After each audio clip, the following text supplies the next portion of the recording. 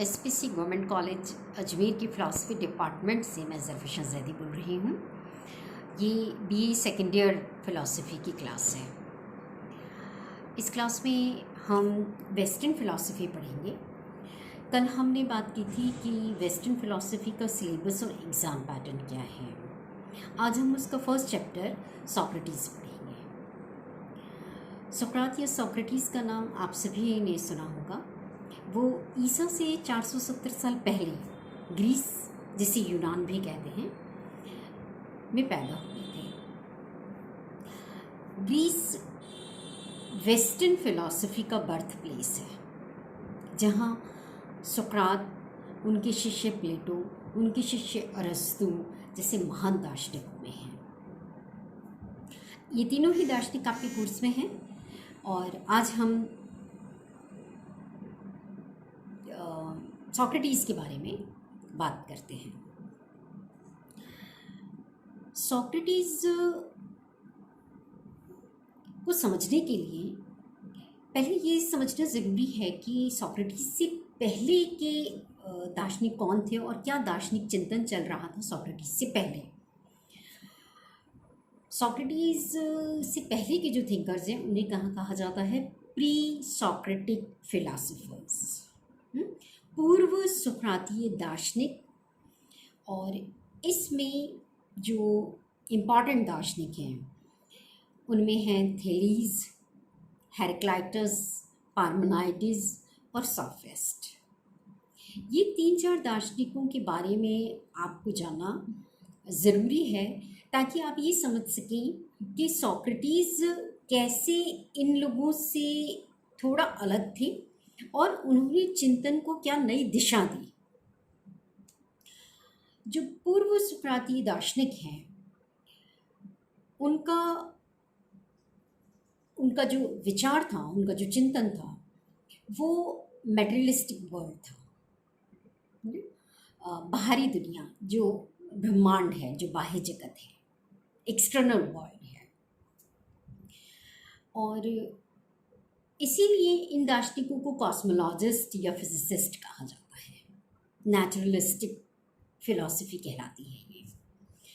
इनमें जो पहले दार्शनिक हुए वो थे थेलीस। वेस्टर्न फिलॉसफी का प्रथम दार्शनिक थेलीस कहलाते हैं। उस समय उनके सामने ये मूल प्रश्न था, 2 मूल प्रश्न थे। एक जिस पे थेलीस और आगे के सभी दार्शनिक विचार कर रहे थे कि इस जगत का मूल तत्व क्या है, मतलब कि समस्त जगत, नदी, पहाड़, बादल, पेड़, मनुष्य, ये सब किससे बनी हुई है, वो एक तत्व क्या है, वो तत्व एक है, अनेक है, वो है क्या। और दूसरा प्रश्न था कि हम जब भी बाहरी दुनिया को देखते हैं तो यहाँ पर परिवर्तन देखते हैं, चेंज देखते हैं, हर चीज़ बदल रही है, वक्त के साथ साथ उसका रूप बदल जाता है। तो ये जो परिवर्तन है इसकी व्याख्या कैसे करें, ये 2 सबसे अहम प्रश्न थे उस वक्त के दार्शनिकों के सामने। थेलीस ने इसका जो जवाब दिया पहले प्रश्न का, उन्होंने कहा कि परम तत्व या मूल तत्व जल, वाटर है।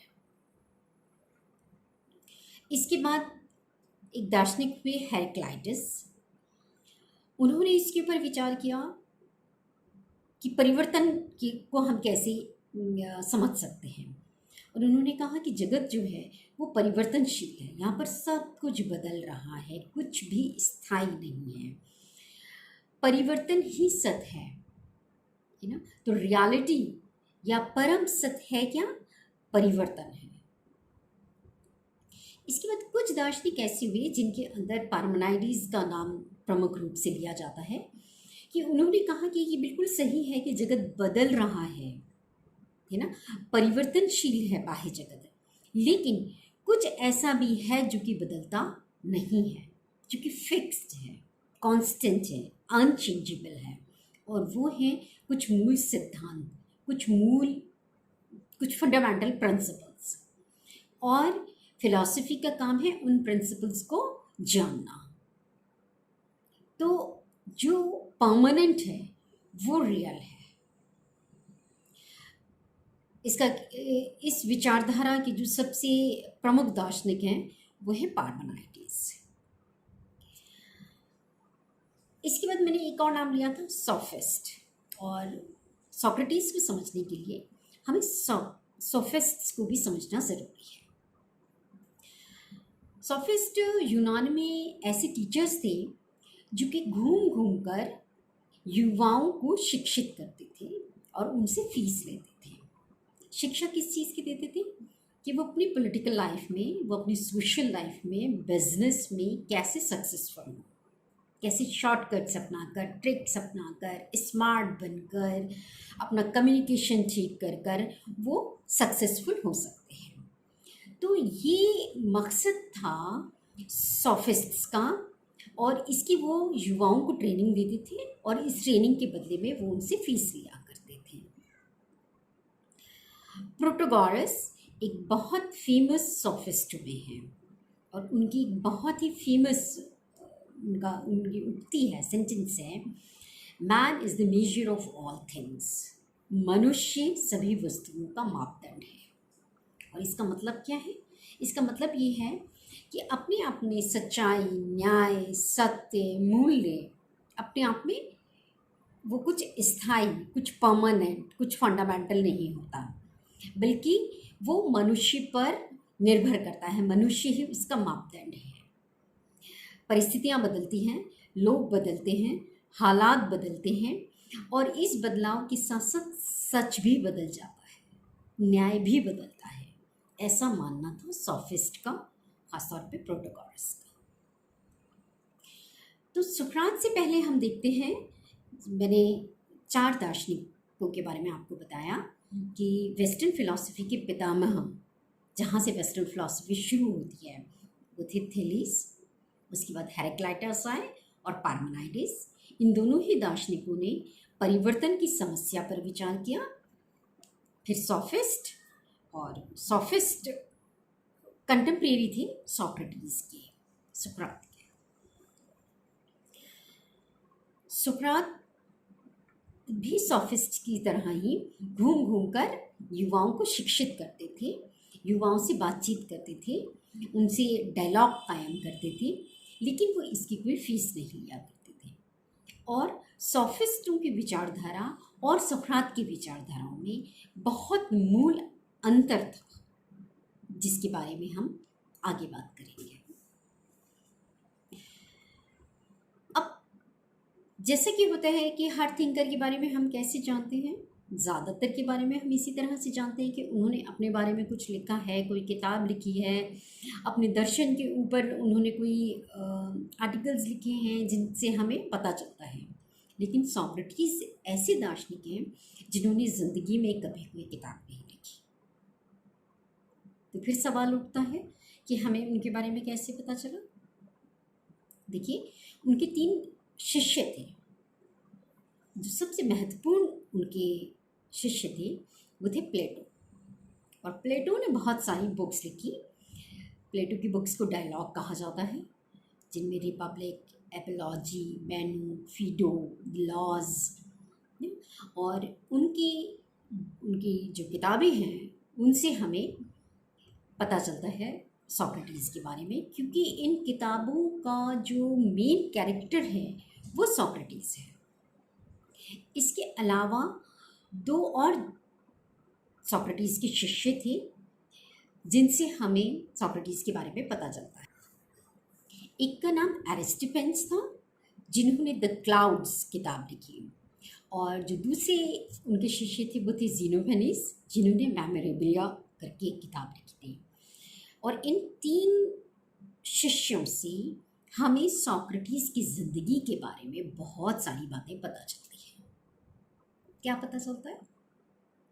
ये पता चलता है कि सोक्रेटिस यूनान के अपने समय के एक महान विचारक, महान दार्शनिक थे। न सिर्फ वो एक महान दार्शनिक थे, बल्कि एक बहुत ऊंचे कद के इंसान थे। दिखने में वो खूबसूरत नहीं थे, लेकिन उनको परमात्मा ने बहुत अच्छा दिमाग दिया था और बहुत संवेदनशील दिल दिया था। वो सादा जीवन जीते थे और पैसा, धन, शोहरत इसको अहमियत नहीं देते थे, बल्कि एकांत, ध्यान, विजडम, वैल्यूज़ इसके ऊपर उन्होंने ज़िंदगी भर चिंतन किया और इस चिंतन से जो भी कुछ उनको मिला उसको उन्होंने लोगों के बीच में बांटा। इनके जो पिता थे वो मूर्तिकार थे, इसलिए सुकरात ने भी इसी पेशे को अपनाया। उनकी माँ दाई थी और एक गरीब परिवार में इन्होंने जन्म लिया था और जीवन भर ये एक साधारण और गरीबी में अपना जीवन व्यतीत करने वाले व्यक्ति रहे। अब सवाल ये उठता है कि सोक्रेटिस, जैसे कि मैंने बताया कि सोक्रेटिस से पहले के जो विचारक थे वो बाह्य जगत के ऊपर विचार कर रहे थे, तो फिर सोक्रेटिस के सामने क्या मूल प्रश्न थे? वो किन प्रश्नों का जवाब ढूंढ रहे थे, है ना? और वो इन दार्शनिकों से कैसे भिन्न थे या कैसे समान थे? जो सोक्रेटिस का फोकस ऑफ इन्वेस्टिगेशन था वो बाहरी जगत नहीं था, वो मैटेरियलिस्टिक वर्ल्ड नहीं था, वो ये जगत नहीं था जो कि हमें दिखाई देता है। और उनका कहना था कि हम चाहे कितना ही बाह्य जगत के बारे में पता कर लें कि बादल कैसे बनते हैं, बिजली कैसे कड़कती है, बारिश कैसे होती है ना, और ये समंदर कैसे बना है, ये हमारी जिज्ञासा शांत कर सकते हैं, लेकिन हमारे दुख दूर नहीं कर सकते, हमारी तकलीफ़ें दूर नहीं कर सकते हैं। आज जो मनुष्य मात्र दुख में है, कष्ट में है, पीड़ा है, उसकी मनुष्य मात्र की जो पीड़ा है वो इन प्रश्नों से और इन जिज्ञासाओं से दूर नहीं होती। उसको दूर करने के लिए हमें अपना फोकस बाहरी दुनिया से हटाकर भीतरी दुनिया की तरफ करना होता।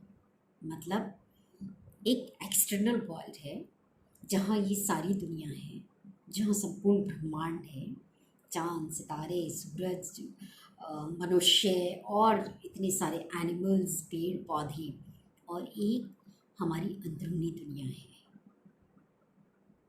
हम खुद स्वयं, जब हम इसको जानते हैं, जब हम स्वयं को जानते हैं तो ट्रांसफॉर्मेशन होता है।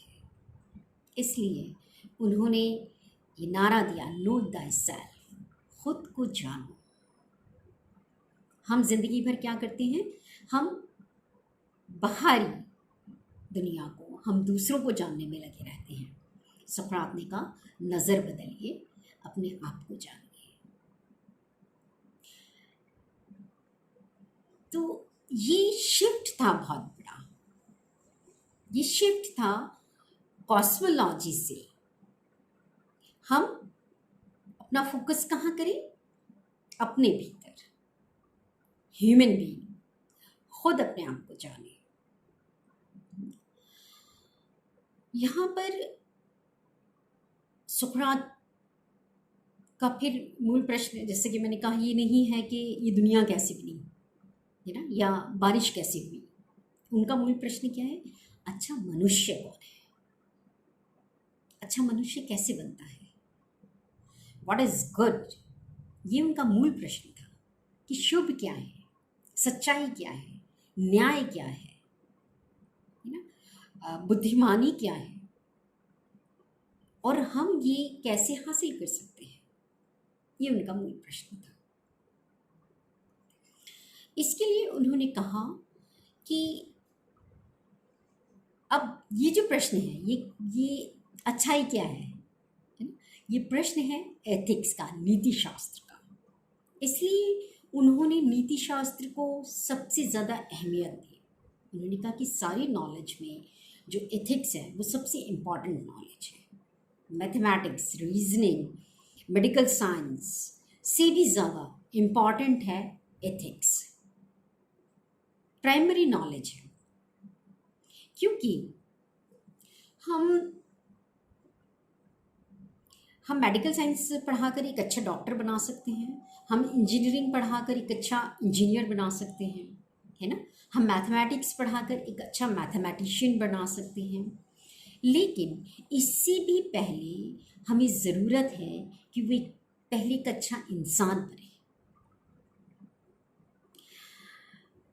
इसकी क्यों ज़रूरत है?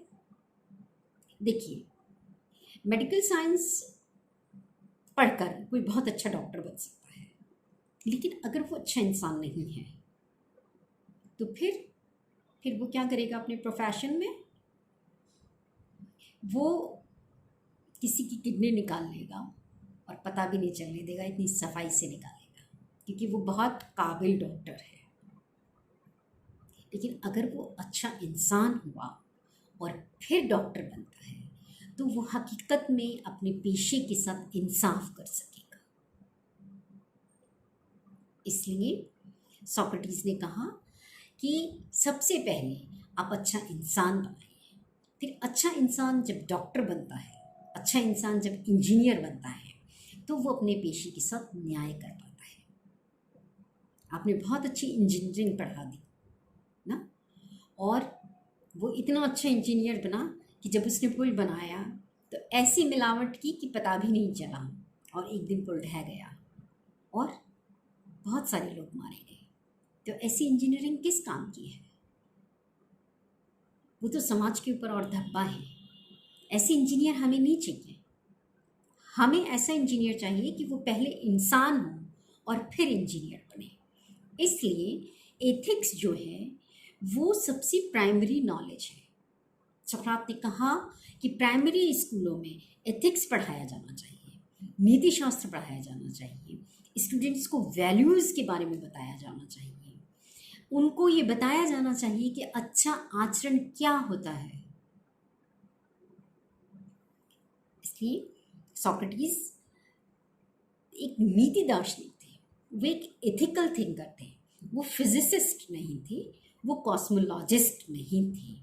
तो जो प्री सोक्रेटिक फिलोसोफर्स हैं उनमें और सोक्रेटिस में ये सबसे बड़ा अंतर है कि ये सारे ही दार्शनिक कॉस्मोलॉजिस्ट थे, बाह्य जगत पर विचार कर रहे थे। जो सोक्रेटिस हैं वो एक नीति दार्शनिक थे, उन्होंने मनुष्य और एक अच्छा मनुष्य कैसे बन सकता है इस पर विचार किया। कल हम बात करेंगे कि सोक्रेटिस और सोफिस्ट्स में क्या अंतर है ना, और इसी के साथ साथ हम उनकी प्रॉब्लम ऑफ नॉलेज के ऊपर बात करेंगे। Okay, good bye.